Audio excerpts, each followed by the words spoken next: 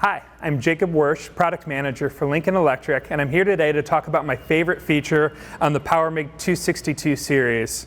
We've got with me the POWER MIG 262MP, which is our multi-process unit, and the 262P, which is our pulsed unit. They both have the same features, but we're going to look at it on the MP today.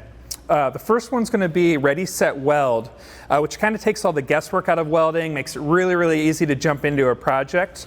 And all you're simply going to do is select a process. Today we're going to do GMAW or MIG.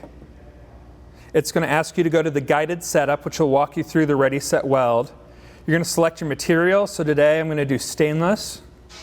You're going to pick the wire diameter. We're running 035. And then the last thing you're going to do is pick your gas type. And because I'm doing stainless, I'm going to do 98% argon and 2% CO2.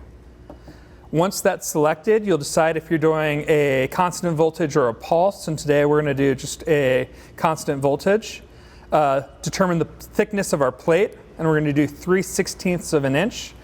And it's going to set up the machine for us and remind us what polarity we need to use.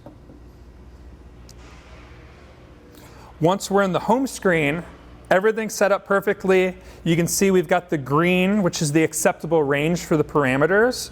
And ArcFX comes into effect anytime we make a change here.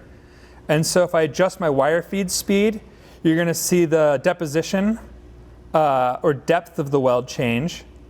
And then if I change the voltage, you're going to see the concavity of the weld change. So as I go up in voltage, you're going to get a more concave weld.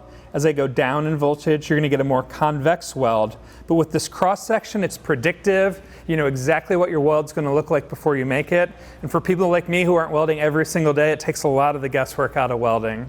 For more information on these machines or this type of technology, visit us at lincolnelectric.com. Thanks.